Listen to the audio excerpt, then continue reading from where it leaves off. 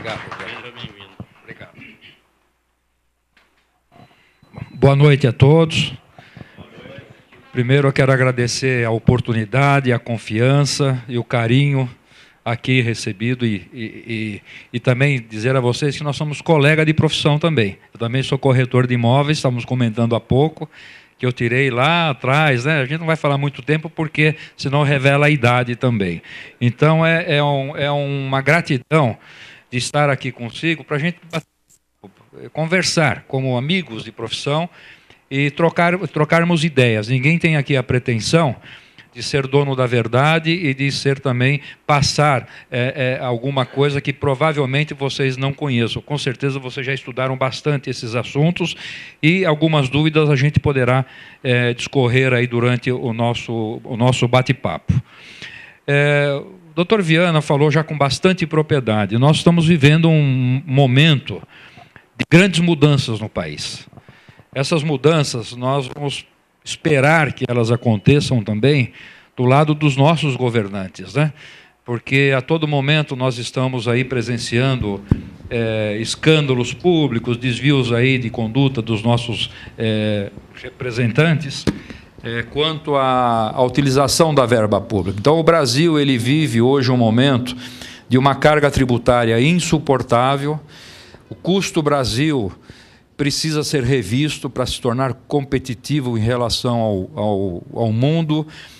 A questão da burocracia no país é uma questão insuportável também, por isso esse conflito. Continuo trabalhando como pessoa física, vou continuar trabalhando, vou constituir uma PJ, mas aí eu vou depender de contador, o quanto vai me custar, vou ter que fazer contabilidade, vou estar envolvido aí com as obrigações eletrônicas, é melhor eu ficar quietinho, como pessoa física. Mas a grande verdade é que o mercado está colocando uma regra a todos os prestadores de serviço. Essa questão da relação CNPJ ou pessoa física, ela começa lá atrás, muito acentuada no ramo da medicina.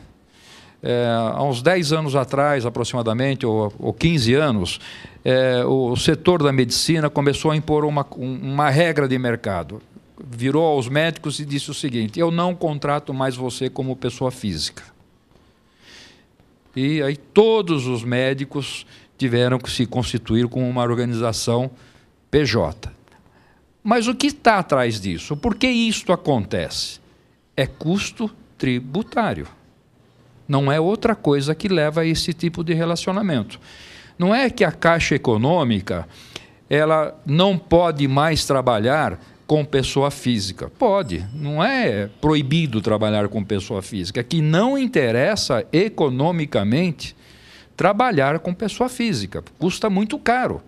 Porque além dos impostos que a pessoa física assume de uma prestação de serviço, os senhores vão ver e as senhoras vão ver aí no decorrer do nosso trabalho, a empresa que efetua o pagamento a um profissional, ela também tem ônus.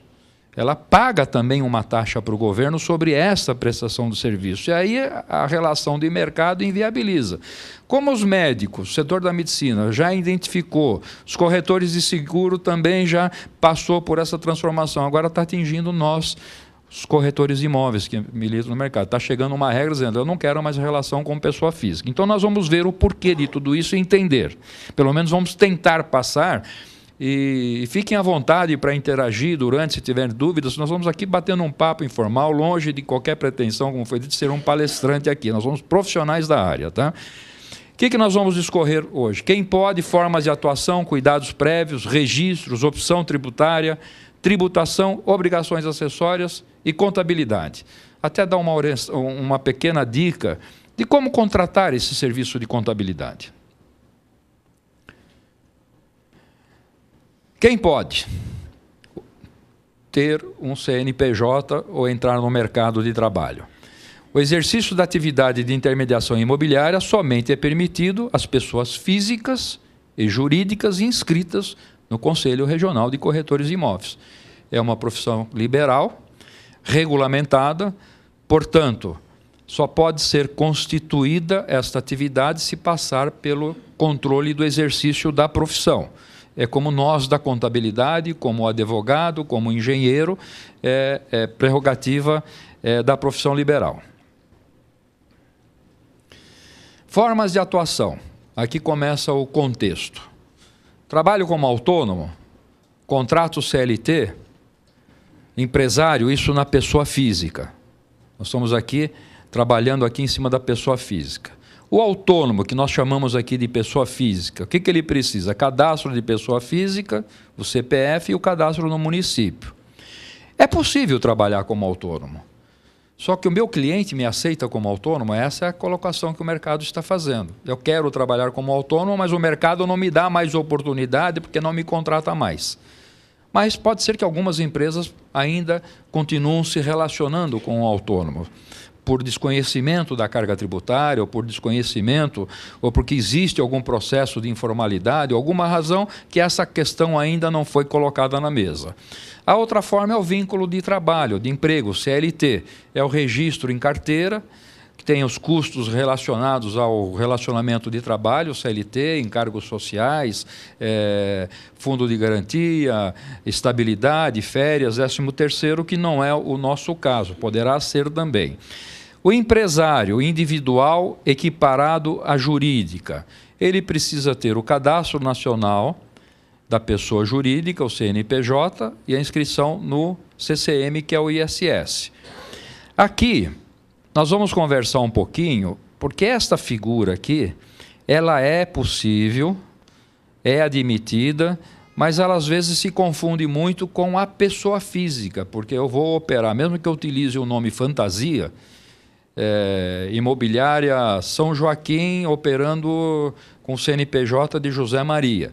Vai confundir as atividades, todas as transações fiscais, apesar de elas estarem com o número do CNPJ, a pessoa parece ser a mesma, tá?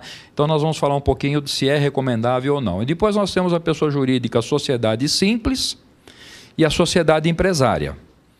Todas precisam do CNPJ. O autônomo. Vamos falar agora de cada atividade. A contratação de serviços de profissional, prestação de serviços. Para o profissional, o que ele precisa? O recibo de pagamento do autônomo, cadastro do município, e seu local de trabalho poderá ser na sua residência. Para quem contrata, olha só aqui, já começa a aparecer alguns dos vínculos. Olha só.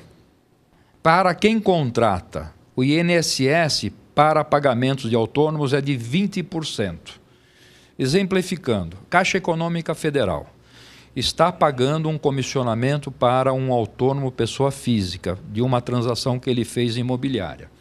Desta transação, se o valor dos honorários for R$10.000, a Caixa Econômica recolherá à Previdência Social R$2.000.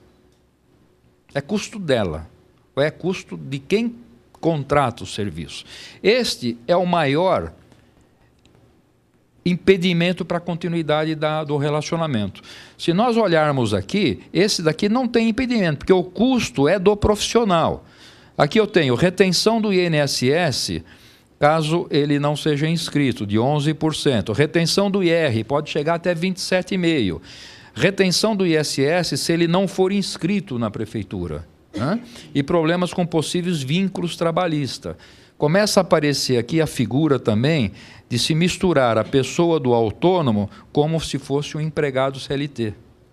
Se ele tem habitualidade, constância, se ele comparece todo dia. A tomadora dos serviços poderá amanhã ser questionada com uma possível desejo de vínculo de trabalho empregatício. Então, esta relação, além dos riscos de trabalho entre o empregador e o contratante e o contratado, tem também a questão de custo tributário. Por isso que, às vezes, a sociedade, pessoa física, empresária, pode ter algumas restrições, mas não há impedimento. Aqui está um exemplo de um recibo de pagamento de autônomo. O que acontece com a remuneração? Retenção de INSS, 27,5% aqui de imposto de renda. Se ele não for inscrito, 5%. Então, nós já temos aqui 37,5%, quase 42% de imposto que sai da remuneração, que isso é tomado do prestador de serviço, é custo da pessoa. Só que quem paga o serviço vai recolher 20% para a Previdência. Até aqui tudo bem? Fora tudo aquilo mais 20.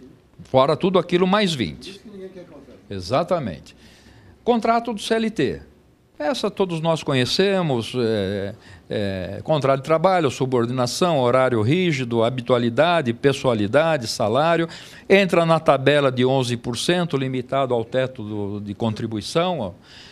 Para quem contrata encargos trabalhistas, que pode chegar aqui em torno até, na área de serviços, até 80%, um salário de R$2.000, para quem paga, pode chegar o custo até mais R$2.000, quase 100%.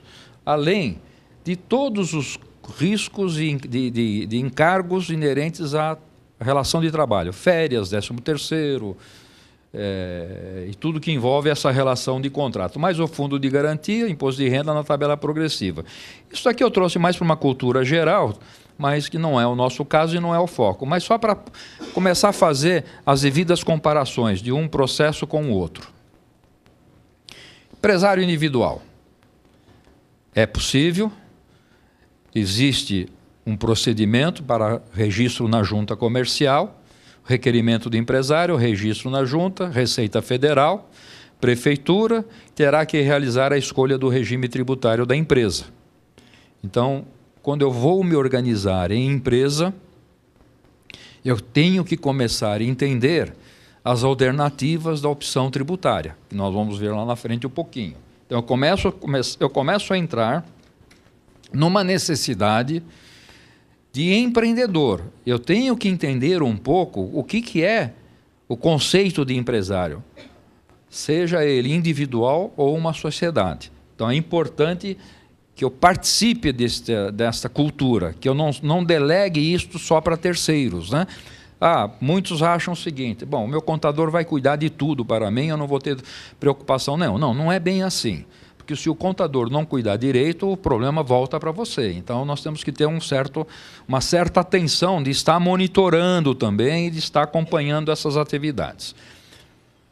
Sociedades empresárias. Quais são os tipos de sociedades empresárias? Sociedade em nome coletivo, comandita simples, comandita por ações, anônima e a sociedade limitada. Aqui tem a explicação de cada uma, que não é o caso de nós nos aprofundarmos nela, mas trouxe mais para uma cultura geral. Todas são possíveis de ser constituídas no nosso segmento. Agora, é vantagem? Não é vantagem? O que é mais usual? Sociedades empresárias. Contrato social, coletivo, simples, por ações, sociedade anônima e a limitada. Todas por estatuto social, a sociedade anônima, estatuto social, aqui, instituição de capital e a comandita por ações também. Participantes, sócios, pessoas físicas, sócios comanditados, pessoas físicas, comanditários, acionistas não participam da administração, neste caso aqui, diretor ou administrador, acionistas e sócios, pessoas físicas. Responsabilidade. Solidária ilimitada, limitada ao capital aplicado, limitada ao capital, subsidiária, limitada e solidária, limitada e limitada ao capital. Então é importante nós conhecermos um pouco este conceito, mas vai se aplicar nas nossas necessidades pouco utilizadas.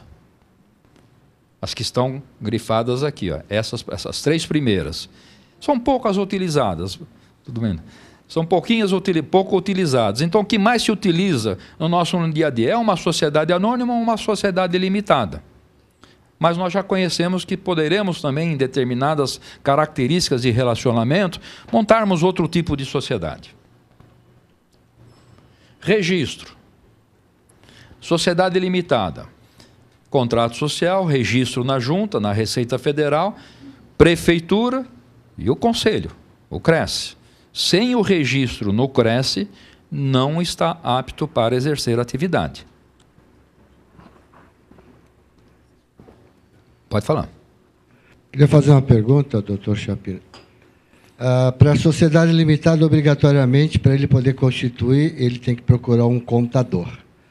Agora, para o empresário individual, ele necessariamente precisa consultar um contador ou ele pode constituir, junto à Junta Comercial de São Paulo, através da própria internet. Qual é a melhor relação? Direto, de qualquer maneira, eu acho que ele vai ter que contratar um contador, né? Eu diria, a mesma relação que nós temos com o mercado hoje, da necessidade de nos relacionarmos com imóveis, de termos um corretor de imóveis, eu não consigo fazer uma transação se eu não tiver uma assessoria de um especialista para me dar o caminho correto, examinar a documentação e até, às vezes, fazer uma avaliação.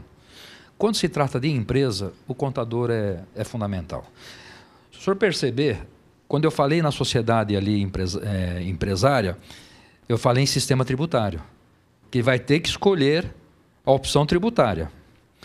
Se o profissional, ele consegue constituir sozinho, ele não precisa do contador.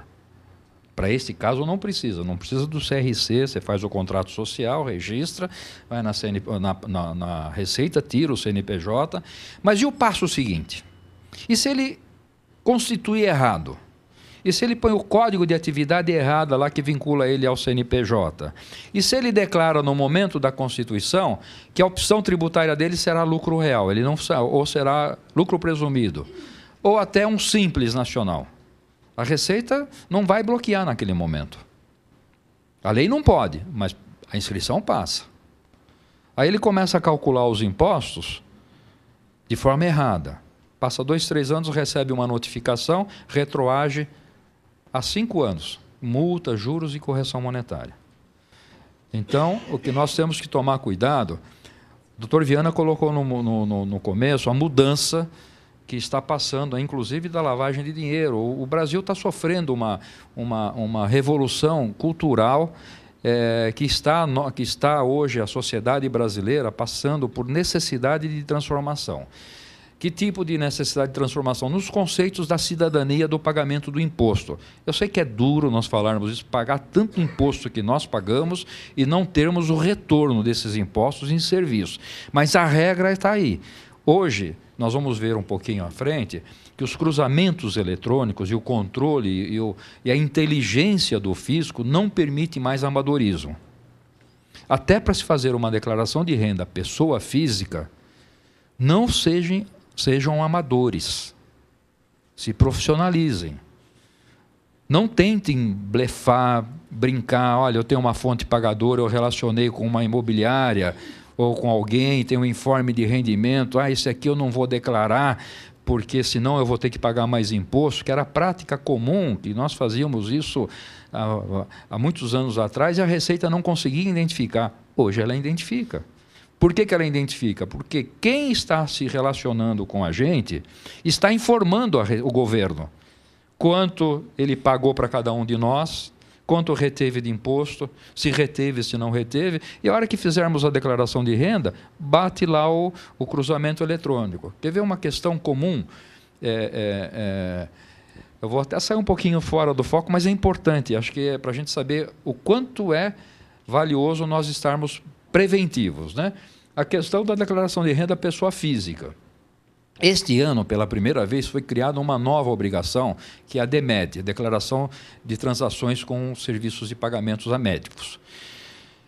Se você colocar uma despesa médica na sua declaração de renda que efetivamente ela não tenha sido realizada, a Receita Federal, nós vamos entregar a declaração agora no dia 30 de abril, meados de maio você vai estar recebendo uma notificação que ela já cruzou o dado e que a sua declaração ficou na malha fina ou já vem com auto de infração. Por quê? O relacionamento entre médico e paciente, dentista e toda a medicina, estão todos eles amarrados com cruzamentos eletrônicos por declarações eletrônicas. Ontem eu encontrei, por exemplo, com o meu dentista passando, ele estava falando no telefone, Chapina, me dá uma dica. Puxa, eu tenho relacionamento com meus protéticos.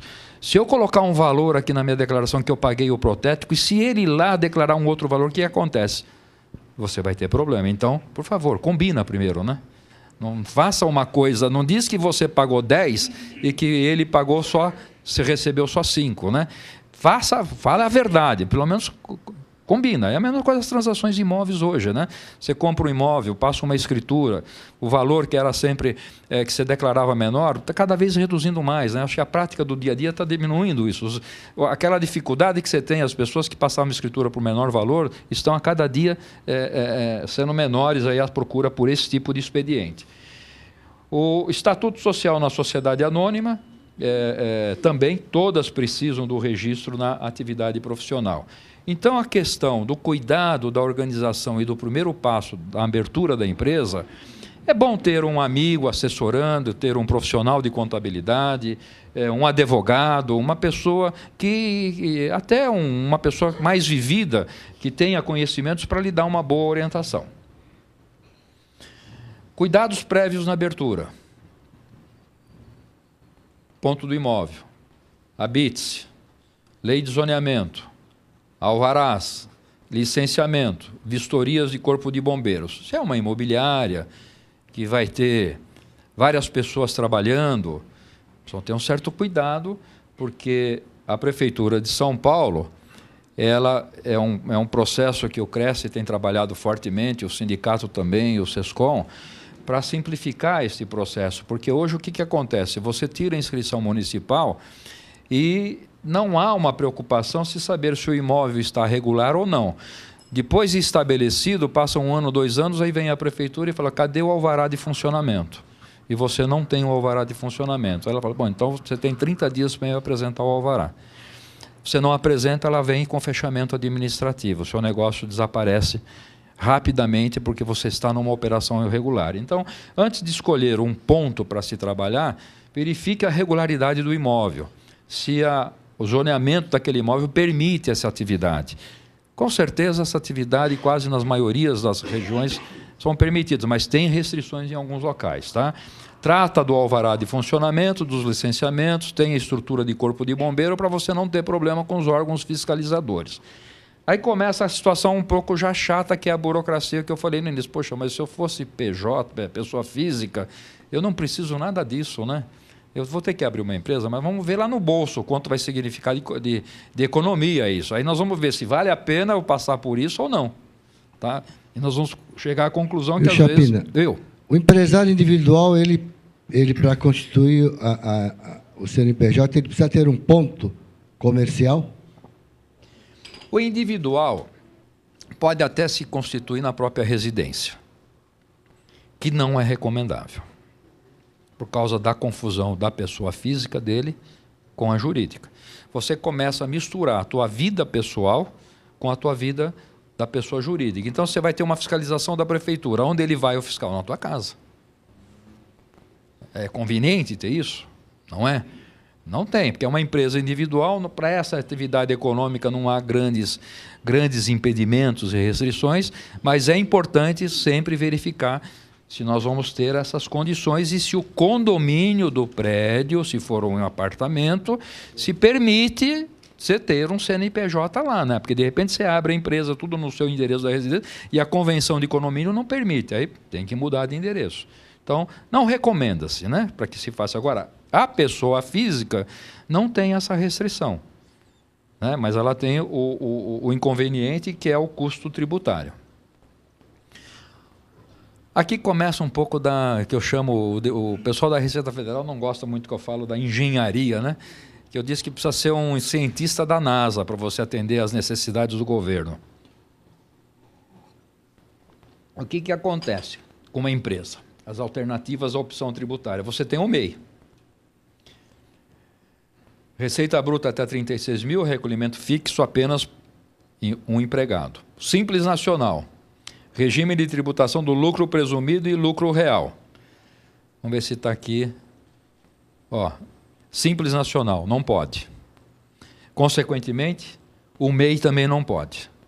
Então, a atividade imobiliária, a nossa atividade de corretor de imóveis, não imobiliária, de corretor de imóveis, compra e venda e avaliação de imóveis, corretagem no aluguel de imóveis, não tem condições de fazer a opção pelo Simples Nacional e nem pelo MEI.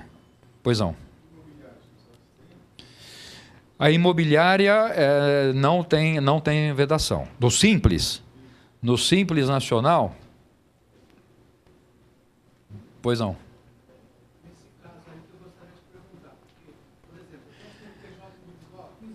Sim, desculpa só, um pouquinho só. Não. Simples Nacional... nós vamos falar sobre isso. Simples Nacional não pode porque é profissão regulamentada. A imobiliária, para exercer a atividade, ela precisa do Cresce. E por ser atividade de regulamentação profissional, ela é impeditiva. Tinha um projeto que ia ser aprovado em dezembro, ampliando os limites do Simples Nacional, os limites do lucro presumido, e também estava dentro do projeto a ampliação de opção ao Simples Nacional para todas as atividades. Mas ele não foi aprovado e não seguiu à frente. Essa discussão vai voltar no Congresso Nacional agora e precisaria ter um lobby forte para mudar a legislação.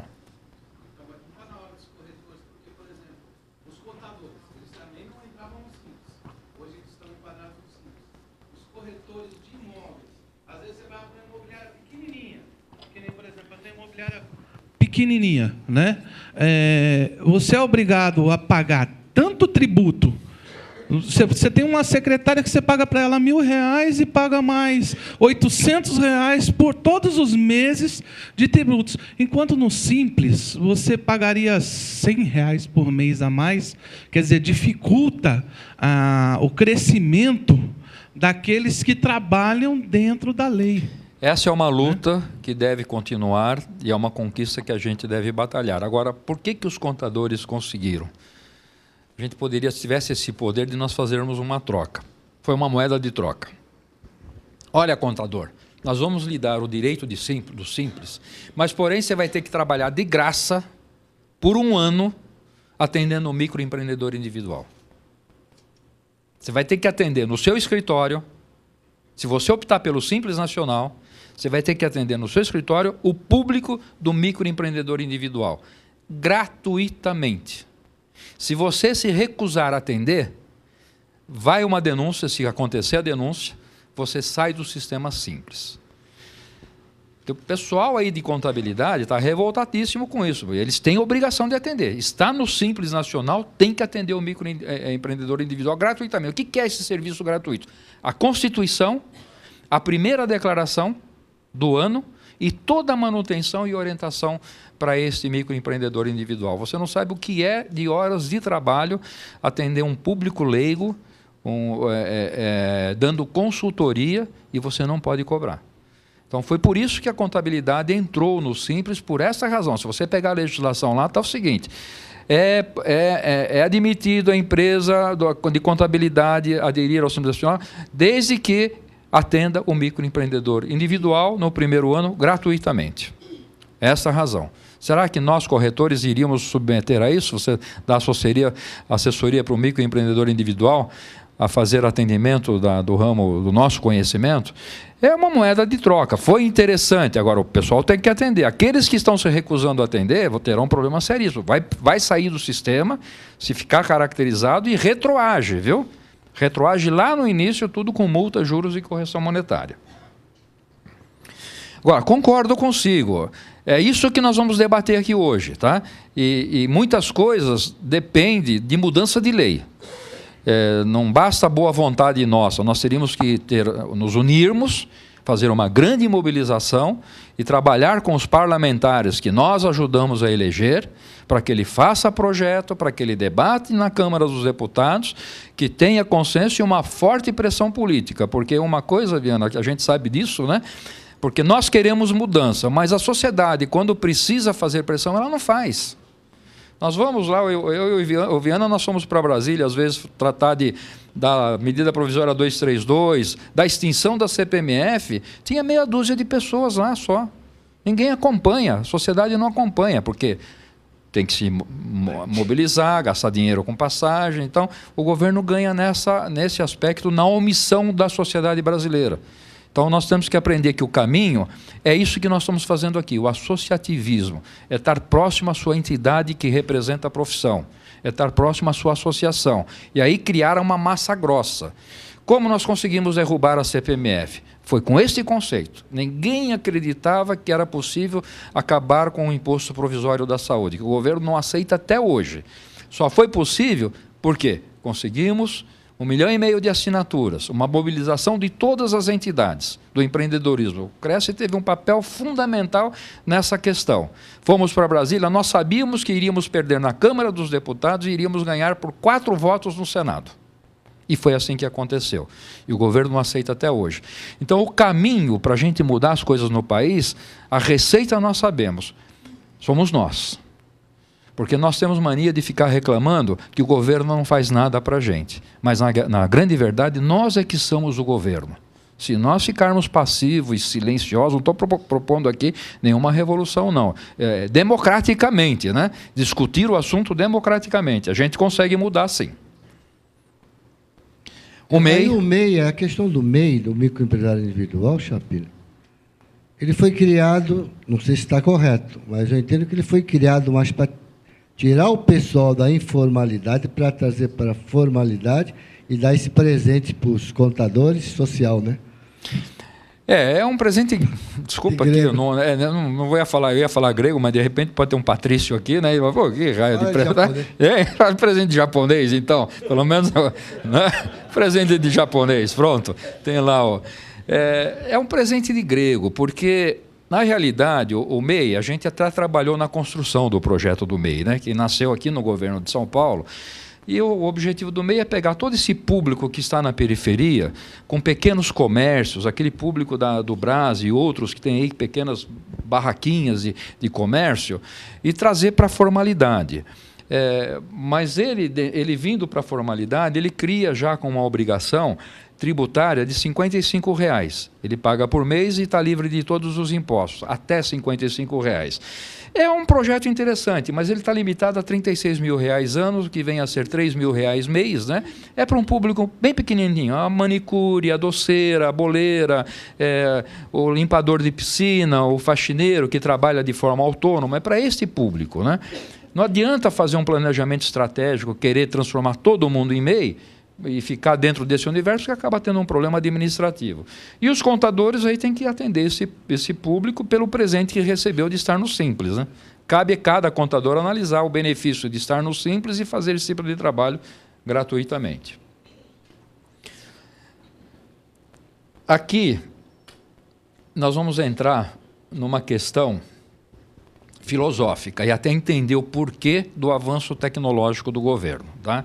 Eu trago exatamente essa lâmina para mostrar para os senhores o seguinte, e as senhoras. Número de empresas, no número de empresas no lucro real, lucro presumido e o simples.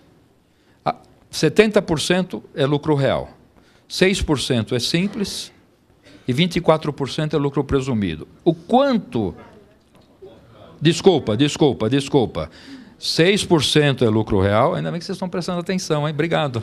Oba, a comunicação está indo, o gráfico está funcionando. Não, errei mesmo. 6% lucro real, 24% presumido e 70% simples. O que representa de arrecadação deste universo de contribuintes? Lucro presumido contribui com a arrecadação em 9%, o simples em 6% e o lucro real em 85%.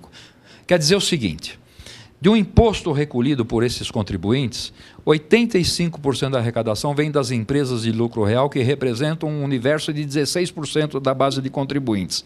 Por que nasce todo esse sistema eletrônico de controle do empreendedorismo brasileiro? Por que nasce todas essas questões de cruzamento eletrônico? Cartão de crédito, conta bancária, a declaração de renda pessoa física, que cruza todas as informações. O governo tem mais informação do que nós imaginamos das nossas transações, que é o Big Brother brasileiro, né? Porque tem um grande universo de contribuintes aqui que estão mascarando a sua atividade como pequenas empresas. É só a gente observar o que existe no mercado. Vai numa loja de shopping e ver lá que tipo de empresa. Tem uma plaquinha, eu sou simples nacional, quando não é microempresa. Se você for olhar a relação econômica desse contribuinte, só o aluguel que ele paga para o senhorio do imóvel estoura o limite né? Então, o governo conhece isso, o governo sabe que isso acontece. Como ele está tentando acabar, como vai tentar acabar com a lavagem de dinheiro, pelas informações eletrônicas. Então, ele põe um monte de olho eletrônico em cima das transações financeiras para pegar aquele que ainda está escondidinho. Então, existe uma teoria que é o seguinte: olha, se eu ficar no lucro real, é muito complexo e eu vou ser fiscalizado, então eu vou ficar no lucro presumido e no simples, porque eu não serei fiscalizado. Negativo. Hoje, as empresas que estão sendo mais incomodadas pelo fisco é as empresas do lucro presumido. É onde tem o maior índice de conflito. E também tem um vício de alguns profissionais, por comodismo, que não querem fazer a contabilidade. E ela é exigida para todo tipo de empresa. Código Civil obriga a contabilidade para todo tipo de contribuinte, porque dá mais trabalho. E aí ele não executa a contabilidade, depois o conflito está diretamente ligado com o fisco, federal, estadual e municipal.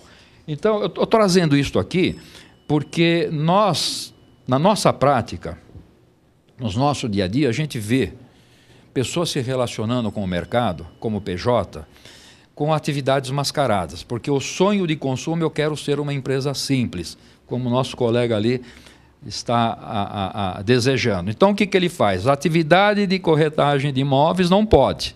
Qual é a atividade que pode? De processamento de dados. Serviços de escritório. Não precisa. Administração. Eu constituo, vou trabalhando, até irregularmente, aparentemente eu estou com o meu problema resolvido, mas uma hora o fisco vai identificar essa transação e poderá retornar a sua desclassificação da opção por 5 anos. Porque se você der uma nota de relacionamento para uma atividade imobiliária, de processamento de dados ou de administração, e aqui a característica da nota é assim: a nota número 1, a 2 no mês de fevereiro, a 3 no mês de março, a 4 no mês de abril, maio, janeiro a dezembro, dá 12 notas, né? O fisco, pelas declarações eletrônicas, e agora com o SPED do PIS e do COFINS, que começa a vigorar, já tem as empresas de abril, já estão obrigadas, que estão com monitoramento fiscal, isso está claro na declaração eletrônica. O que vai fazer o fisco? De ofício ele vai desenquadrar. Então, não vale a pena correr risco. Isso já passou a oportunidade de a gente montar a estratégia de ter várias empresas simples para se beneficiar. A casa vai cair mesmo, porque acabou. Nós estamos com um evento na segunda-feira no auditório da FEComércio, que o desenvolvedor do SPED, do PIS e do COFINS para o setor de serviços, comércio e indústria, serviços está muito mais complexo. Ele vem para fazer um seminário de 2 dias, na segunda e na terça-feira, para falar da metodologia. É um sistema inteligente. Quem blefar vai ter problema com o fisco, tá? Então, se é certo, é justo, não é um mérito aqui. Se o governo tem que fazer a sua parte dele, nós temos que usar outro fórum, mas a lei está aí, nós vamos ter que se adaptar à lei. Lucro presumido. O que é o lucro presumido? Só para os senhores entenderem, as senhoras entenderem. O governo diz o seguinte: olha, você tem 3 alternativas de escolha do sistema tributário. É de livre espontaneidade, não é obrigatório. Tá? Quando você realiza esta opção? Você realiza no começo de cada exercício. Nós estamos agora fechando o mês de abril, está vencendo o primeiro pagamento do imposto agora. O vínculo da opção tributária, ela se dá pelo recolhimento do primeiro imposto de renda e contribuição social do exercício. Recolher o imposto pelo sistema tributário, eu disse lá que eu sou simples, eu estou dizendo lá que eu sou lucro presumido, eu vou dizer que eu sou lucro real, você não pode mudar esta opção no exercício social, só no ano que vem. Então, no ano que vem, você tem nova oportunidade de escolher o que é melhor. Aí vem ao encontro aquela questão: eu vou abrir minha empresa como um leigo e vou declarar uma opção errada que não é a melhor alternativa para mim. Eu não vou poder mudar mais naquele ano, só no ano seguinte. Eu vou ter que ficar pagando imposto a mais do que devido por um erro de classificação na abertura. Então, a presunção, o imposto de renda diz o seguinte: olha, você tem a faculdade de pagar o imposto por presunção. Para o setor de serviços, ele diz o seguinte: eu te dou uma presunção de como você tivesse um lucro de 32%. Então você tem assim, eu posso pagar pelo presumido se a minha atividade der 32 a mais de 32, pode ser economicamente. Mas se a minha atividade for menos do que 32 de rentabilidade, começa a ficar interessante eu optar pelo lucro real, que eu vou pagar menos imposto. Então, ao tomar a decisão de eu fazer uma opção, eu tenho que ter números. Qual será a minha projeção de receita deste ano ou do ano que vem? Quanto eu vou ficar no bolso de ganho líquido? É mais do que 32? Opa, o lucro presumido é uma boa alternativa. É menos do que 32?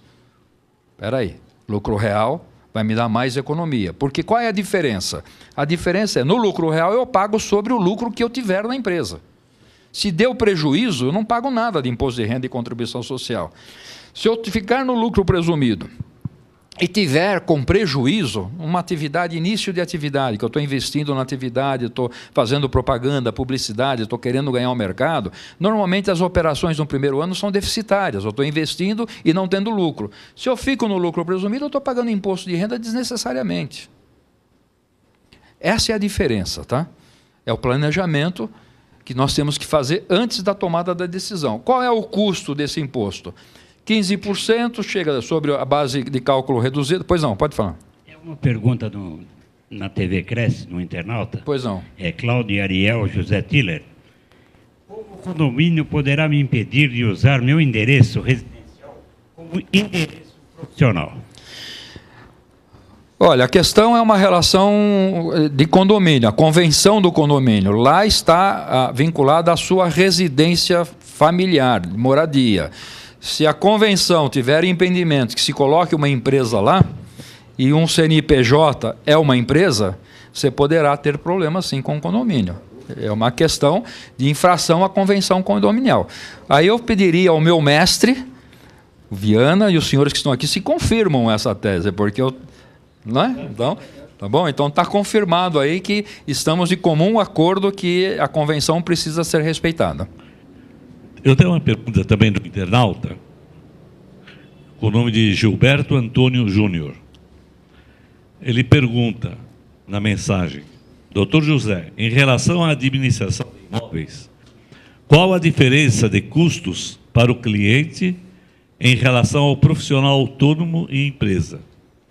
O senhor acabou de falar em empresário individual. Nesta qualidade, o corretor pode agir como empresa por ter o CNPJ? O Cresce aceita essa inscrição? Essa é a pergunta dele. Perfeitamente. E aqui nós estamos na casa do nosso órgão que nos fiscaliza. Então eu vou transferir a pergunta para o nosso presidente. O Cresce aceita a inscrição de empresário individual? Doutor Viana. Claro. Aí, pronto. Aceita. Tá? Mas agora, Chapina, tem uma... Ele perguntou de maneira até um pouco confusa. Eu entendi. Mas o importante aí é a questão da tributação isso, entre ele e o cliente, o que significa isso. Isso. Então, tá? Agora seguindo na resposta, o Cresce aceita e ele vai ser tratado efetivamente como empresa na questão tributária, porque ele tem o CNPJ. Então, eles têm um CNPJ, ele vai ter que se preocupar com essas alternativas aqui tributárias. Ele vai querer ser lucro presumido? Vai ser lucro real? É a mesma prerrogativa de uma sociedade limitada por ele estar constituído por CNPJ. Até 10 anos atrás, aproximadamente, isso era um conflito com a Receita Federal. Mas aqui fica um ponto de alerta. Cuidado, não é a melhor alternativa se misturar a pessoa física com a pessoa jurídica. Porque a Receita Federal, até aproximadamente 10 anos, ela não admitia o registro com CNPJ de pessoa prestadora de serviço individual. Era obrigatório ter uma sociedade limitada. Com o advento do Código Civil, que criou a figura do empresário individual, deixou claro, e permite, então aí ela tem que aceitar, porque a lei maior prevalece, que é o Código Civil. Mas por um ato administrativo, ou por identificações de mistura de operações, a Receita terá a prerrogativa de sempre enquadrar essas operações, se tiver um pouco confusas, como atividade da pessoa física. Muito cuidado. O recomendado, vai para a PJ, abre uma limitada.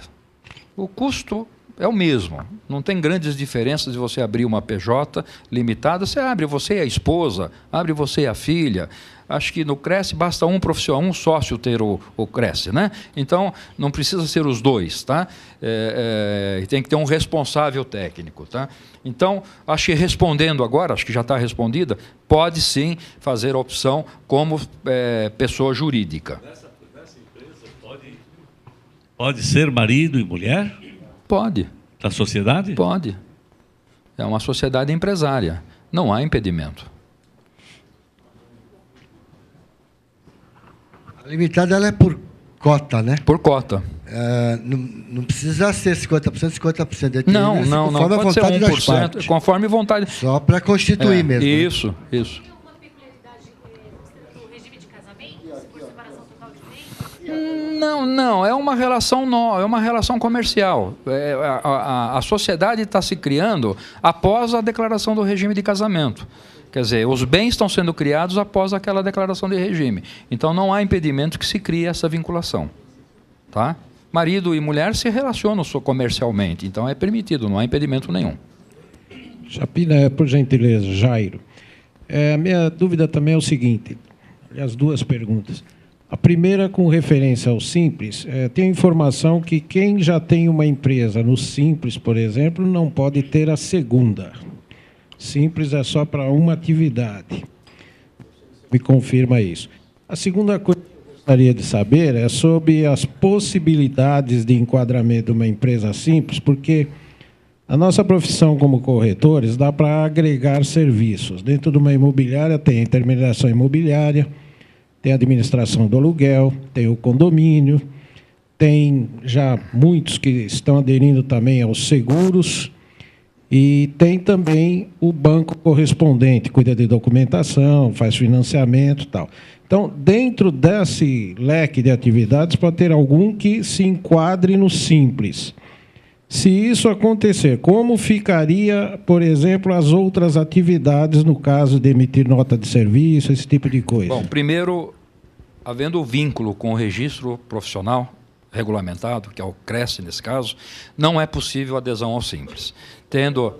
Prevalece o Cresce pelo registro da profissão liberal, porque vai ficar muito difícil separar. O sistema não admite. Então, nesse caso, eu recomendo se abrir uma outra empresa com foco no negócio do Simples e não deixar essa atividade de profissão regulamentada com atividade mista, né? Porque não é possível a admissão no sistema. Outra pergunta, se pode participar, um sócio que tem outra empresa pode participar de uma sociedade simples? Pode, desde que a participação em outra empresa não passe de 10% do capital social. Pode. Por exemplo, eu tenho uma empresa comercial, eu participo nessa empresa comercial lá com 50% das cotas e vou abrir uma prestadora de serviço, que não é o caso nosso de corretagem. Vou abrir uma empresa de informática que eu vou prestar, eu sou um técnico de computador. Não pode, porque eu tenho 50 lá. Como poderia? Eu passo a ter até 10, 5%, 6%, 7%, até 10%. Aí eu posso aqui. Isso. Qualquer pode. Tem esse impedimento. E quando eu tenho várias participações, tem um outro gatilho que foi colocado na lei também, que é a somatória da receita de todas as empresas. Se ela ultrapassar o limite do Simples, todas se desenquadram. Então, não é uma boa estratégia, porque tem gatilhos, tá? Tem alguns gatilhos que controlam essa operação. Só concluindo também, no ramo da nossa atividade, que já andou se cogitando aí, cooperativa. Você tem alguma ideia como funcionaria isso? A cooperativa é sistema cooperado, quer dizer, muito cuidado com a cooperativa, porque ela é uma união de várias pessoas físicas, né?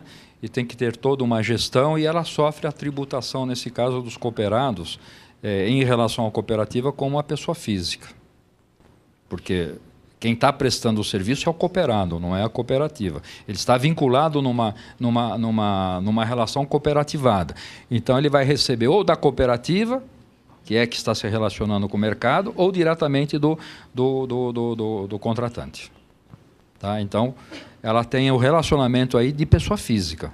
Os vínculos que pessoa física, toda a tributação. Os rendimentos passam pela cooperativa para chegar à pessoa física? Se for a cooperativa que estiver prestando o serviço através dela, sim, e ela receberia da cooperativa. Nesse caso, o relacionamento é pessoa jurídica com pessoa jurídica. A tributação da cooperativa, ela entra nos moldes convencionais. Tá? Agora, do cooperado vai ser tratado dentro da legislação do imposto de renda.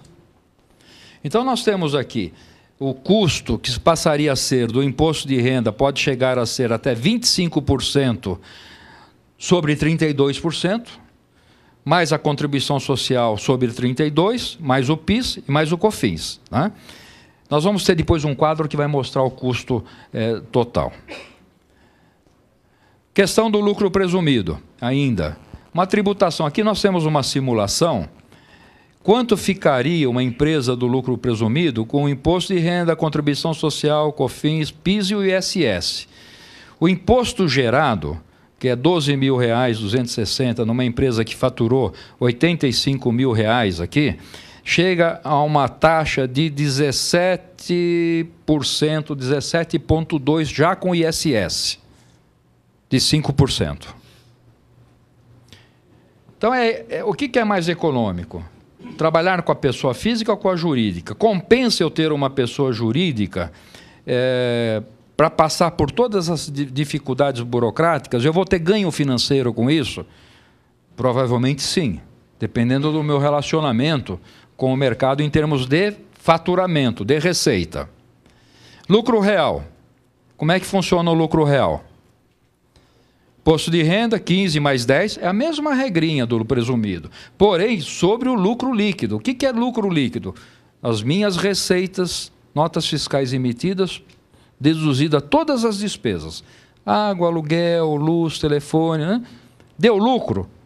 Eu aplico as alíquotas. Não deu lucro? Neste caso, no imposto de renda e a contribuição social é sobre o lucro. O PIS e o COFINS é sobre o faturamento. E aqui também tem um jogo muito interessante, que eu só vou passar porque é muito complexo isso, tá? Desculpe, doutor, mas no COFINS, o que percebe que o valor de tributação é maior do que no presumido. No COFINS? Não. É porque eu ia falar exatamente agora da cumulatividade e não cumulatividade. Você tem aqui a opção de você usar um regime de cumulatividade e não cumulatividade, utilizando-se dos créditos de todas as notas de serviços que você recebeu e pagar sobre a diferença. Ou optar diretamente pela alíquota de 7,6%. Niltinho, você quer me ajudar? Hã? Desculpa. Estou indo bem? Tá bom. Porque eu sou motorista do Niltinho, então era ele que ia fazer a palestra. O Nilton é diretor do SESCOM, está prestigiando a gente. Só para tirar uma dúvida, doutor. Vai dar o 17,33 ou vai ser mais imposto que o 17,33 do presumido? Não, vai chegar nessa carga? Vai chegar nisso aí. E aproveitando... E pode ser menor. Pode até ser menor. Pode ser menor. Por quê? Se eu tiver um faturamento, se a parcela do lucro não exceder a 20 mil, vamos fazer um exemplo. 100 mil reais de lucro, 32%, 32 mil reais. Excedeu a 20. Então, 12 mil eu pago o excedente. Entendi. Vamos supor, vamos fazer o meu lucro foi 50 mil reais. Certo. 32% de 50 mil reais dá 15 mil. 16 mil. É menos do que 20, eu pago só 15. Então, eu caio aqui, aquele imposto final cai quase em 10%. Então, melhor ficar no real. Não, se for nessa situação, depende do seu estilo de lucro. Entendi. Entendeu? Depende do seu estilo de lucro.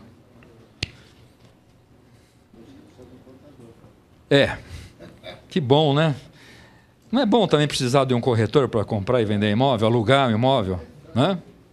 Olha aqui o lucro real. Aqui eu tenho uma situação simulada que deu, neste caso, de uma renda tributável de 40 mil reais de uma empresa que, ao final, ela tributou pelo lucro deu 19,2 mais 5 de ISS, 24%. Esta empresa tem o perfil de ser lucro presumido mais economicamente.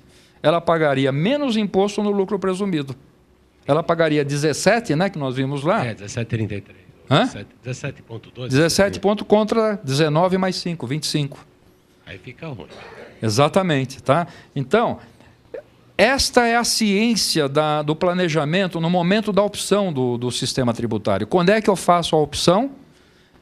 Nos primeiros meses do ano que começa o exercício, janeiro, fevereiro e março.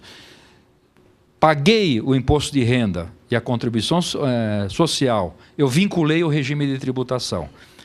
Se algum profissional disser para você, eu errei na opção, eu vou retificar o DARF, porque é um erro de preenchimento de DARF, e é possível mudar a opção, fuja desse profissional. Não é possível mudar a opção. Não existe erro na opção. Tem uma instrução normativa que deixa bem claro. Porque o que aconteceu? O brasileiro é muito criativo, né? Ele não sabia o resultado. O que ele fazia? Ia lá para o lucro real. Depois chegava em maio, junho, puxa vida, mas o lucro real vai sair muito caro, eu quero ficar no presumido. Entrava com um requerimento, eu recolhi o DARF errado. O meu código correto é o do lucro presumido. Era uma avalanche de retificação de DARF. O que fez a Receita? Baixou um ato normativo, recolhimentos de DARF para a opção tributária, impeditivo à retificação. Por isso que precisa a prevenção e o planejamento é importantíssimo nos dias de hoje. Outros encargos aqui na empresa, ISS, que nós já falamos, de 2 a 5, INSS, se você tiver empregado, aí você tem o custo da relação com o empregado. Se você for um empresário e pagar uma pessoa física intermediária do agenciamento, você vai pagar aqueles 20% que eu falei. Então você também não vai querer se relacionar com uma pessoa física, porque senão vai perder 20% no bolso. Então você vai dizer, eu não me relaciono com você, tá? Me traz uma PJ aqui. E de repente até fala, me traz uma de processamento de dados, cuidado, tá? Seguro de acidente, contribuição de terceiros, taxa de fiscalização, contribuição sindical patronal e a contribuição sindical dos empregados. Isso aqui, essas variáveis, elas são pequenas. Eu diria, no custo, são custos anuais aqui. A sindical é uma vez por ano, a dos empregados é uma vez por ano. Mas as outras são variáveis de acordo com a folha de pagamento. Comparação. Aqui nós fizemos uma simulação para dar uma visão geral, né? O autônomo, um CLT, lucro presumido e lucro real. Olha que interessante, o autônomo aqui, que é o autônomo que nós falamos autônomo, é a pessoa física. É aquela que a Caixa Econômica não quer mais trabalhar. Tá? Ela custa para o autônomo em torno de 38% aproximadamente. Por quê? Retenção na fonte, do imposto de renda, mais o ISS e mais a Previdência Social. E para o tomador do serviço, 20%. Então, essa relação de autônomo da pessoa física aqui, ela sai num custo quase de 60% do valor dos serviços prestados. Isso é que se torna impeditivo, essa relação, tá? Para os dois lados. A CLT chega diretamente a 31,55, mais 20% do patronal, direto, mas aqui chega os encargos sociais, pode chegar até 80% dos reflexos indiretos, férias, 13º, fundo de garantia, auxílio-doença e tudo mais que pode acontecer nessa relação. Então, o custo com CLT é muito, muito caro. Então, só para empresas que não podem efetivamente terceirizar a sua atividade. O lucro presumido pode aqui, neste caso, que é simulado, foi aqui uma receita de R$ 480. Do lucro presumido chegou uma taxação de 24,73 e a mesma no lucro real de 24,03. Aqui nesse caso, a diferença é muito pequena. O lucro real o lucro presumido me traz um custo maior do que o lucro real. Fico no presumido ou no lucro real? Trabalho contábil é o mesmo para os dois, viu? Não ponham, coloquem bem isto, saiam do modismo que o simples, que o lucro presumido é um sistema simplificado. Não é. É necessária a contabilidade, tem que fazer balanço, tem que fazer balancete. Aí, qual é uma das maiores vantagens da PJ? Agora aqui eu estou deixando aqui uma dica que não está em nenhuma lâmina, tá? Mas vai ficar gravado. Que é o outro benefício da PJ, que é a distribuição do lucro. Nós falamos naqueles 32% de presunção, que é o lucro que a Receita tributa. Se o meu lucro for de 60%, for de 70%, e eu provo contabilmente que eu tive este lucro, todo este lucro eu mando para a pessoa física isento de imposto, como lucro distribuído. Como assim? Vocês gostaram dessa agora, né? Acho que valeu a pena agora só por essa dica, né? Legal. Eles não são, viu? Viu? Hein? Foi. Nessa daí vai todo mundo fazer a PJ agora, né? Mas é assim mesmo, tá? O erro que se comete no mercado, por comodismo aí, não por desconhecimento dos empresários, tomadores de serviço de contabilidade, por comodismo dos profissionais de contabilidade, eles entram no regime do lucro presumido. A legislação federal diz o seguinte: quem optar pelo lucro presumido, basta a escrituração de um livro caixa. Isso quer dizer o seguinte: basta a escrituração de um livro caixa. Só que o livro caixa você tem que escriturar com todas as transações financeiras, de recebimentos, de pagamento. Só que escriturando o livro caixa você não faz prova de lucro. Consequentemente, você tem dois problemas. Se você distribuir lucro sem contabilidade, a Previdência vem amanhã em cima de você e diz para você: prova que você teve este lucro. Ah, eu estou na legislação do lucro presumido. Não, eu quero balanço, cadê a contabilidade? Ah, não, a lei me dispensa. Não, o Código Civil é obrigatório. Se você não tem contabilidade, eu vou atribuir a distribuição de lucro como prolabore. E tributa os 20% do prolabore dos lucros que foram distribuídos isentos. Então, entendo bem, distribuição de lucro só com prova contábil. E a grande inteligência do sistema. É necessário eu formar muita despesa numa empresa de lucro presumido? Reduzir o meu lucro? Não. Então não adianta ficar procurando despesa aqui, ali para reduzir o meu. Deixa o lucro lá, de 60%, de 70%, distribui para a pessoa física livre de imposto. Vai como lucros e dividendos distribuídos na pessoa física. Vocês não sabiam disso? Hã? Há de se fazer a contabilidade. Não tem negociação aí. E aquele contador que não está fazendo a contabilidade está com o risco de perder o exercício da profissão. Tem contador aqui na sala? Não tem, tem um ali. Você concorda comigo ou não? Você faz a contabilidade? Não vai dizer que não, né? Eu tenho aqui, estão chegando as perguntas dos internautas, e tem aqui o colega Carlos Alberto. Ele pergunta assim: boa noite, gostaria de saber, tenho uma empresa, mas não está em meu nome. Posso ser responsável técnico para cadastrá-la no Cresce como imobiliária? Ou seja, a atividade atual e consultas a crédito. Aqui eu acho que é só uma questão de alterar o objeto social e ele precisa ter o registro no Cresce. No Cresce, né? Então não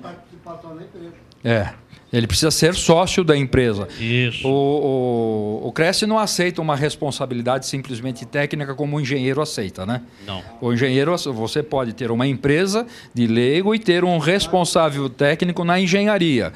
Mas o Cresce não, como a contabilidade também não. Tá? Não aceita. Tenho aqui mais 3 perguntas. A Vanessa de Oliveira Bispo. Se você tem o Cresce como pessoa física e abre o empresário individual, paga a anuidade do Cresce como pessoa física ou jurídica?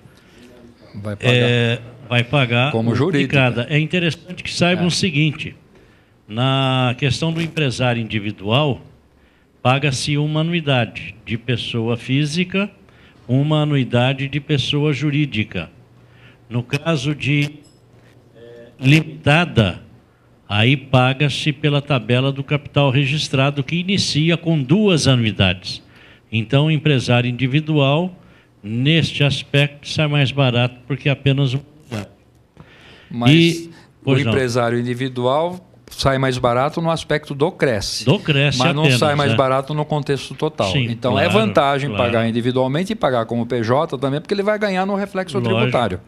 E aqui... Aí a nossa família aumenta também, né, Viana? Sem dúvida. E praticamente a mesma pergunta de Eduardo Manzini. O corretor de imóveis que tem um CNPJ firme individual, o Cresce exige o Cresce jurídico ou pode usar o Cresce físico? Tem que ter o Cresce jurídico. Eduardo. Temos aqui o outro, é Fabiana. Seria obrigado a ter o Cresce jurídico se eu abrir uma empresa ou posso continuar só com o físico? Fabiana, tem que ter o Cresce jurídico. E essa daqui, Chapina, o Osmar Alves, lá de Santo André. Ninguém abre uma empresa pensando em fechar. Mas existe uma máxima que o difícil não é abrir, e sim fechar uma empresa. Mas se for este o caso, tem alguma vantagem do empresário individual com relação à limitada? Um abraço, Osmar Alves. Não, nenhuma vantagem em relação ao empresário individual e à limitada. As obrigações são as mesmas, o regime tributário são essas alternativas, o custo tributário é a opção de escolha de cada um do empresário. E a máxima que é difícil fechar é uma verdade, mas desde que a empresa não esteja organizada e com débitos tributários. Porque se você tratou da sua vida da empresa corretamente, recolhendo os impostos, tendo a sua contabilidade regular, entregando todas as obrigações que são necessárias, não há dificuldade para encerrar a empresa. A máxima que é muito difícil encerrar a empresa é para as empresas que não estão em condições de encerramento, porque para você encerrar uma empresa precisa das certidões negativas de débitos, né? Por isso que é difícil, mas ela se complica somente por esta razão. Olha, senhores, eu estou preocupado com o horário, são 7h20, eu estou muito à vontade, está muito gostoso aqui o ambiente. Tem mais pergunta aqui. Então, eu estou à disposição dos senhores, viu? Do internauta Alberto Sussumo. Se considerarmos 12 meses e que o faturamento do corretor é cheia de altos e baixos, não seria melhor o lucro real? Porque, na média, as despesas poderão ultrapassar as receitas. Se a sua atividade é sazonal, acontece esse fato. Mas e naquele mês que você vendeu um grande imóvel e recebeu aquela comissão gorda, gostosa, e que ela consome todas as suas despesas e dá um lucro que vai superar a tributação do lucro presumido? Este é o dilema. Melhor pode ser o presumido. Vai depender, vocês têm que fazer um exercício, começar a fazer um exercício que nós chamamos de orçamento empresarial. Qual é a minha expectativa de ganho este ano? Vamos pensar em 2012, porque 2011 a opção já está sacramentada quase. Mas quanto eu pretendo faturar em 2012? Quanto eu vou ter de despesa? Quanto eu vou pagar de imposto no lucro presumido e no lucro real? E tomar decisão. Não tomar decisão no escuro. Agora, não entrar à deriva também, porque se a atividade é sazonal e eu optei pelo lucro presumido e lá na frente eu tenho uma grande receita e me deram um resultado positivo maior do que o lucro presumido, menor do que o lucro presumido, desculpa, eu vou pagar mais imposto no lucro presumido do que o lucro real. Está com dúvida? Estou inseguro? Está para acontecer uma operação em março, abril? Está para pintar alguma coisa no meu carro? Dica: não recolha o imposto. Pague com multa. É mais barato. A opção não está dita que é no pagamento do imposto? Eu estou numa expectativa de fechar um grande negócio. Hoje, tudo me indica que eu vou para lucro real, porque eu estou com prejuízo, né? Mas vai me entrar amanhã R$1 milhão em maio. Eu estou um negócio para fechar aí que vai me entrar. Está para acontecer isso? Segura. Não faça o vínculo. Pague com multa depois o imposto pelo lucro presumido, se for mais vantajoso. Se for o real, É que o real tem algumas alternativas muito interessantes. Não dava o tempo para a gente explorar tudo que nós temos para explorar. No lucro real, você tem 3 alternativas de opção. O regime de pagamento por estimativa, que é igual do lucro presumido, que eu pago pelo faturamento, chega em dezembro, eu faço o balanço, vejo qual é o meu lucro do ano, desconto todos os impostos que eu paguei de janeiro a dezembro e recolho a diferença.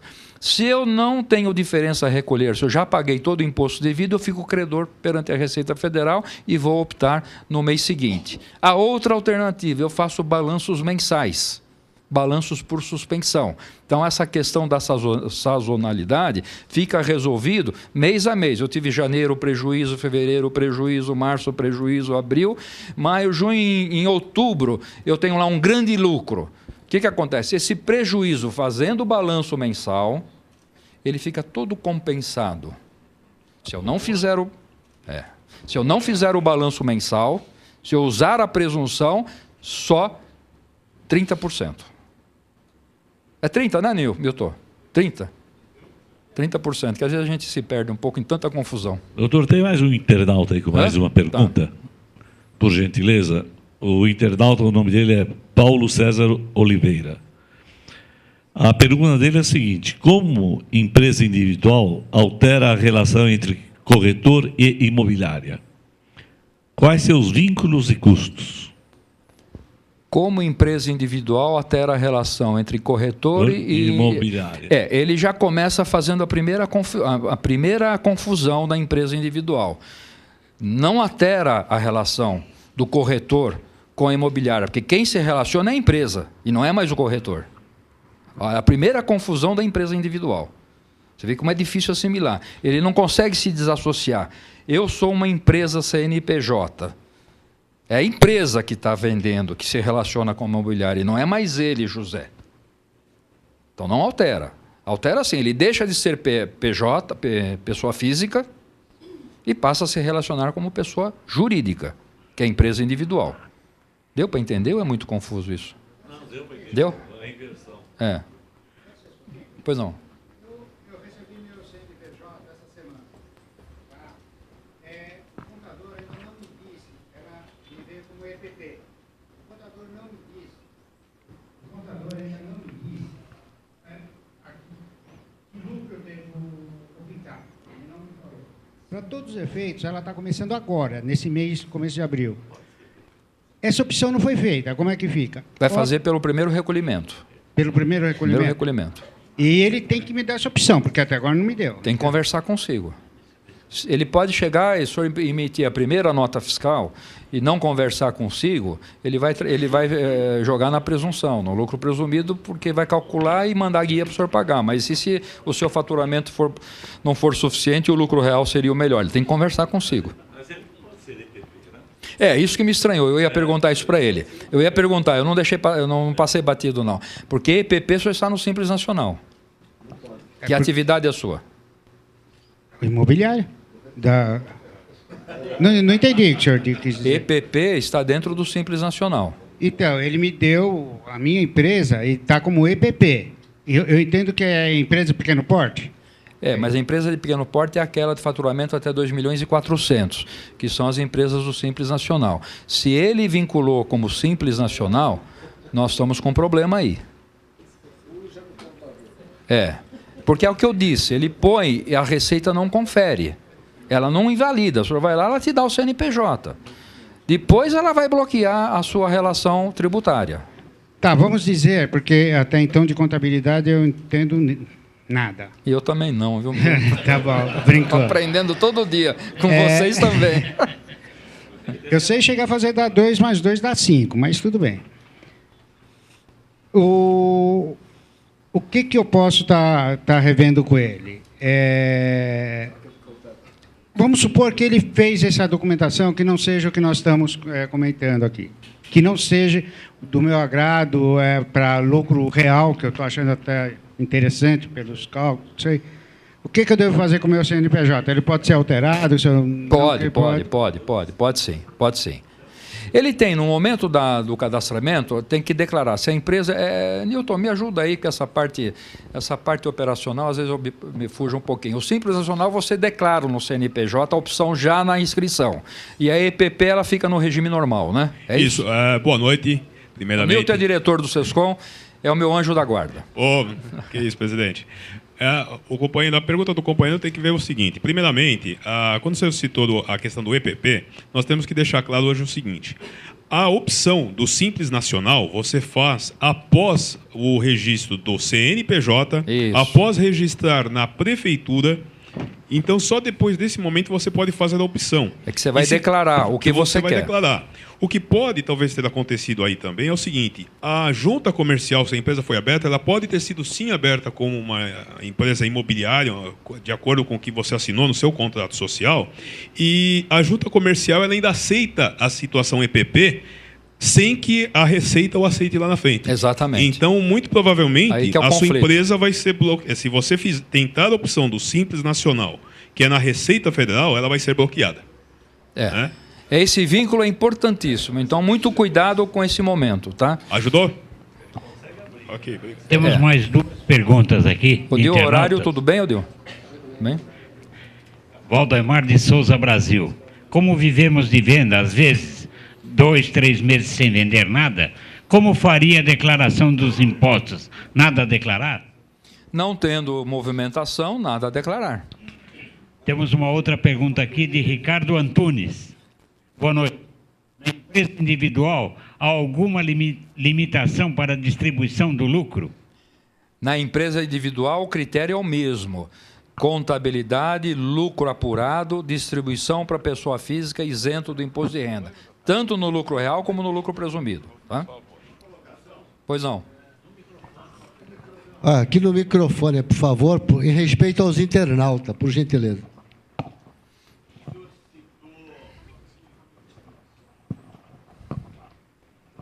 O senhor apresentou as diferentes figuras aí. Agora eu queria fazer uma colocação. Nós sabemos que tem faixas de faturamento para o senhor estar enquadrado em cada uma dessas daí, né? De repente, o senhor está num determinado limite, eu não me lembro mais agora qual que é o enquadramento do lucro real. Mas lucro real não tem limite. Não tem limite. Lucro presumido é 48 milhões de faturamento ano. 48 milhões de faturamento acima ano. De 48 milhões, o só lucro real. Lucro real. Só lucro real. Que são as multinacionais, as empresas que têm um são enquadramento. As maiores, As maiores, né? Isso. Para dar os 86% lá que o senhor colocou do faturamento, né? Naquele bolo lá. Isso, exato. Isso, exatamente. Então é importante saber isso também, porque como o EPP ou como microempresário também tem os limites de faturamento. Então, o limite da empresa Simples Nacional é 2 milhões e 400 ano, ou seja, 200 mil reais mês. A EPP está dentro desse limite. Tá? Como lucro presumido, o limite de faturamento ano é 48 milhões, 4 milhões mês. E lucro real não tem limite. O lucro real você pode fazer para uma empresa sem faturamento, para uma empresa com R$1.000 de faturamento ou com 200 milhões de faturamento, não tem. Por isso, o lucro real é uma excelente alternativa dependendo da condição econômica da empresa. Né? E ela tem ainda aquelas 3 situações dentro do regime do lucro real: suspensão ou por presunção. Tá? Fazendo o balanço mensal. Isso, exatamente. E aí, o que o senhor ganha com isso? O lucro presumido é uma grande estratégia tributária para as empresas do nosso segmento, que nós, profissionais liberais, tem, às vezes, uma representação de ganho muito grande. Porque é o nosso vínculo pessoal, é um trabalho intelectual. Né? Então, a renda, às vezes, ela é quase sem custo. E se eu estou dentro da faixa do lucro presumido, eu vou pagar o meu imposto sobre os 32% na jurídica, toda aquela carga tributária que vai chegar em 17%, mas o resultado do lucro, se eu tenho 80% de lucro comprovado contabilmente, eu distribuo para a pessoa física, isento de imposto. Então, nós não temos mais nada a pagar. Morreu nos 17%.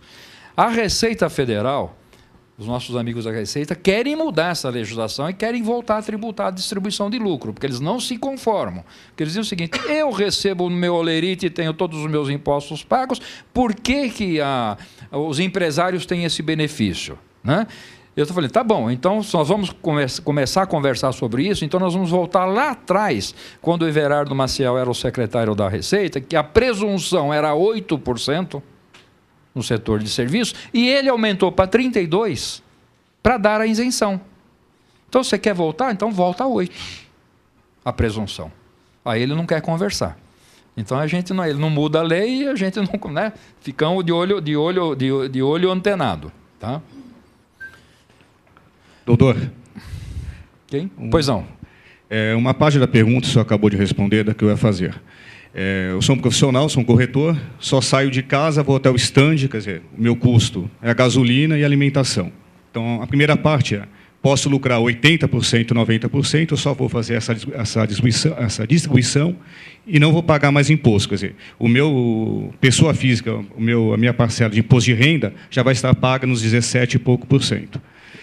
Isso. É isso mesmo. Só que eu só faria uma correção na sua fala. Eu sou um empresário corretor de imóveis. Ok. Não sou mais corretor. Quer dizer, então, para esse passo, a única coisa que eu preciso é alugar um imóvel, porque eu não posso abrir empresa na minha casa. Isso. E arranjar um sócio. Eu também não posso abrir a limitada sozinho. Isso. Ou empresário individual. Ok. Tem um empresário individual. Tá? Mas você não pode fazer na sua casa, mas pode fazer na casa da sogra. Só que você vai ter que dividir o lucro com ela, né? Já levei a filha, né? Já? Não é uma porcentagem, né? Com prejuízo não haverá imposto a pagar. Nós já estamos finalizando, viu? Obrigações acessórias que uma empresa está envolvida. Aí tem um elenco da burocracia toda, que as declarações todas, que isso é mais atribuição do profissional da área de contabilidade. Cada obrigação dessa, se não for entregue, mesmo sem movimento, ela tem multas, né? Então, por isso que é necessário aí o assessoramento de um profissional especializado. Aqui nós vamos entrar na era da legalidade, o cruzamento de informações que nós já falamos no decorrer do nosso bate-papo. Não tem mais como nós blefarmos na informação com o fisco. Dizem o seguinte, que o sigilo bancário existe. Não existe, gente. A gente tem acompanhado fiscalizações de pessoa física. Quando cai na fiscalização, o fiscal da Receita Federal tem todas as transações que você fez.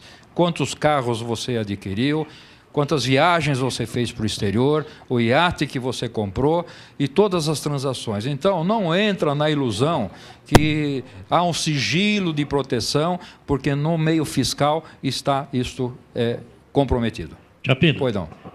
O professor Quintiliano quer fazer uma pergunta. Pois não. E o Gilberto Iog depois tem alguma questão aí para uma conclusão de um raciocínio. Tá. Então, nós vamos passar para o professor Quintiliano, ele faz a pergunta, depois para o Gilberto Iog, e aí eu vou pedir para os colegas que tenham mais perguntas a fazer, que façam, mas aí que façam por escrito. E responderemos por e-mail. O doutor Chapina possa responder por e-mail.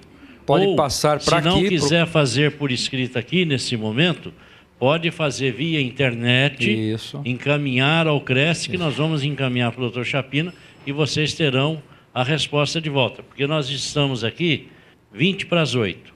Um dos estacionamentos daqui a pouco fecha, né? E aí nós temos também o horário dos nossos funcionários e principalmente o horário do Chapina, que está aqui já acima do que é uma alegria. Esperado, tá bom? Tá bom, então, combinado. professor Quintiliano, por favor. Doutor Chapina, boa noite. Boa noite. Eu tenho duas perguntas, embora seja pergunta simples. A primeira delas é o seguinte, a questão do ISS. É 5% que a gente viu ali. Isso. O corretor que abre uma empresário individual, ele continua, porque tem prefeitura que não cobra o ISS 5% sobre o que você vende. Ou você vendeu ou não vendeu, uma taxa fixa. Isso ocorre comigo que está bom da Serra. Isso. Eu abrindo a empresa individual, eu vou pagar o faturamento da nota e vou continuar pagando como pessoa física também, não? Se manter a inscrição como pessoa física, sim. Se não manter a inscrição, porque não é necessário manter. Mas posso cancelar? Pode cancelar. E aqui em São Paulo, a alíquota é 5%. Sim, Taboão da Serra eu pago uma taxa todo ano de... São Paulo aqui beneficiou o profissional autônomo, né? Que é isento de ISS nesse caso aqui. Mas na PJ é 5%. E a outra pergunta, o empresário individual ele pode ter empregado? Pode. É uma empresa normal. Sim. Pode se relacionar, pode tomar financiamento, é uma pessoa jurídica normal. O único inconveniente é que mistura ele e a própria pessoa, a pessoa jurídica com a pessoa física. Muito obrigado. Obrigado. Doutor. Tem mais um aqui?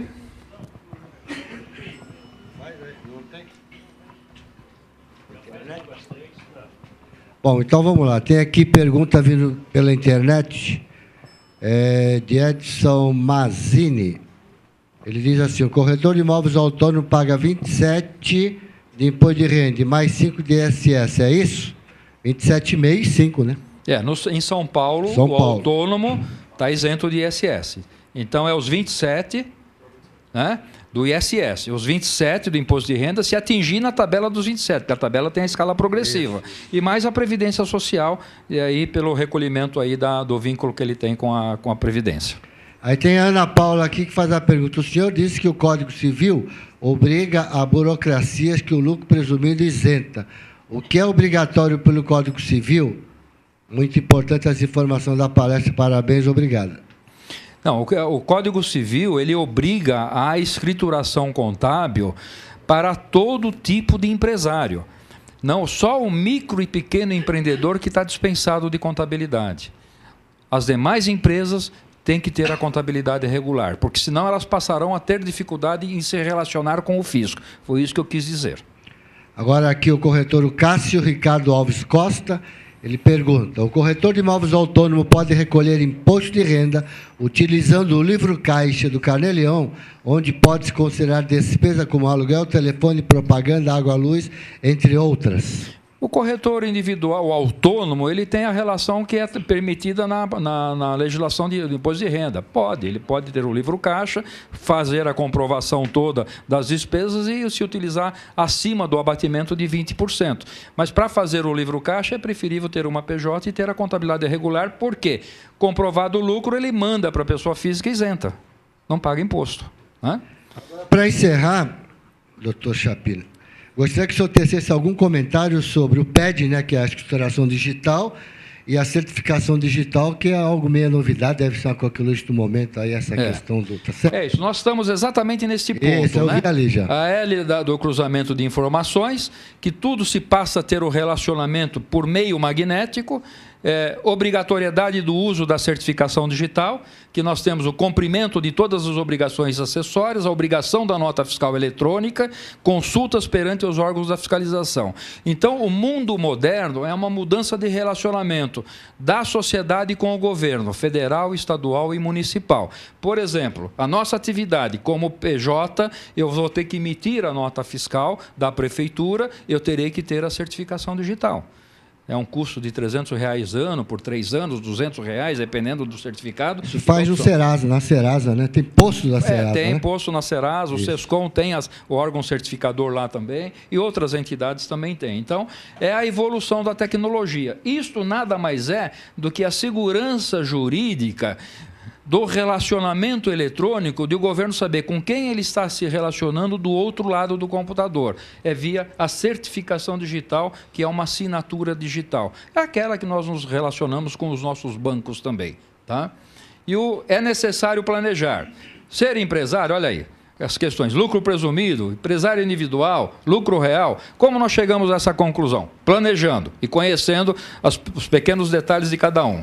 Elemento fundamental na gestão: planejar, controlar, organizar e dirigir, contabilidade, contador. Labirinto normativo, são muitas normas, artigos e uma série de leis que precisa ter um profissional capacitado e orientado para assessorar o empresário. Como contratar uma empresa de serviços de contabilidade? Verificar o seu devido cadastramento junto ao órgão fiscalizador, CRC. Mesma condição que nós temos: corretor, Cresce, contador, CRC, Conselho Regional de Contabilidade. Procurar profissional ou empresa preocupada com a manutenção, atualização e qualificação profissional. Por exemplo, o contador que os senhores irão contratar está fazendo o que os senhores estão fazendo aqui hoje? Se aperfeiçoando, procurando conhecimento? Procurem saber se ele faz isso e se ele costuma participar dos seminários. Firmar contrato de prestação de serviço. Pelo amor de Deus, saio da informalidade, saio da relação de amizade nesta questão contábil. Não olhem mais para o contador, que é meu amigo, é amigo do meu tio. Não. Proposta de serviço, contrato de serviços, estabeleça o vínculo. O que ele está oferecendo, o que ele vai fazer e se preocupe com a execução da contabilidade. Se na proposta ele está oferecendo lá balanço e balancete, tá? Que o resto vem por consequência. Tá? Verificar se o contratado possui seguro de responsabilidade civil. Por quê? Um erro de um contador leva à quebra de uma empresa. As multas são violentíssimas. Um erro de arquivo magnético é 1% de todas as transações financeiras, a entrada e saída de movimento. Será que o contador, se ele for negligente, ele terá como responder? Ele possui um seguro de responsabilidade civil? Vocês precisam saber com quem estão se relacionando. Então, não olhe somente pelo preço do serviço. Ele me cobrou R$50 para fazer contabilidade. Cuidado! Cuidado, porque o custo para a execução de uma contabilidade não é tão pequeno, tá? Mas também não é tão caro também.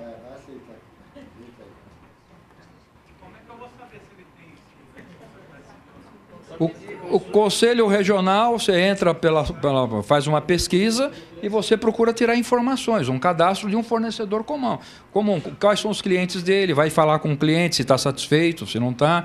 Tira informações comerciais, é fácil fazer uma varredura, se é uma pessoa idônea, se é uma pessoa que está bem no mercado, né? Vamos lá, está acabando. O cartão do Serasa deixa o contador ou fica contigo cada vez que você vai fazer? Puta, bela pergunta. Obrigado pela pergunta, viu? É proibido... O senhor está entregando uma assinatura, é o seu dedo, é sua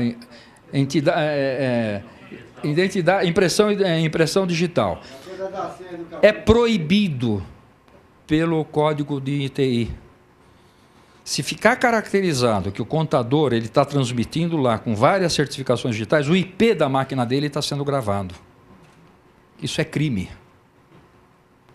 Não pode. Ou vai no escritório, usa a certificação pessoalmente, ou ele vai no seu escritório ou passa uma procuração para ele. Tem procuração digital, mas não dê a sua certificação digital, porque aí ele está usando o seu nome e é proibido. Uma das condições da lei estabelece isso como crime. E a gente viu no mercado aí muita gente pegando certificação de um ano por comodismo. Não pode. O IP da máquina fica registrado.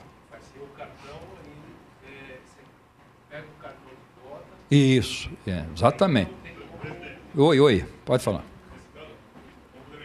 Olha o microfone. Zé Maria, complementando, nessa questão nós temos falado muito por aí a questão do relacionamento com a certificação digital. De fato, no início, vimos muitos relacionamentos entre empresas de contabilidade e seus clientes, a questão dos cartões indo para o escritório fazer a transação. Então, é o que nós sempre colocamos. Ninguém deixa um cheque em branco, né, Chapim? É isso aí. Né? Então, não pode, é proibido. Um dos pontos que nós temos na questão da certificação digital é que o que você ali coloca é o não repúdio, é um dos pontos da certificação. Tem um não repúdio, ou seja, aquilo que foi colocado ali não tem como você fazer, como, por exemplo, numa assinatura com reconhecimento de firma que é por semelhança, você amanhã dizer, não fui eu, não sabia. Está ali colocado, digitou a senha, acabou. É transação jurídica. Acabou. Né, é isso aí. Então, obrigado. Olha o cuidado. E finalizando, pense, aqui eu só vou fazer uma extensãozinha. Assim como o médico está para a saúde e o corretor de imóveis está para a transação imobiliária, o contador está para o empreendedorismo e para a gestão. Portanto, é uma atividade vital hoje nos negócios de todo mundo. Obrigado, pessoal, pela atenção, pelo carinho, tá? E desculpe a demora.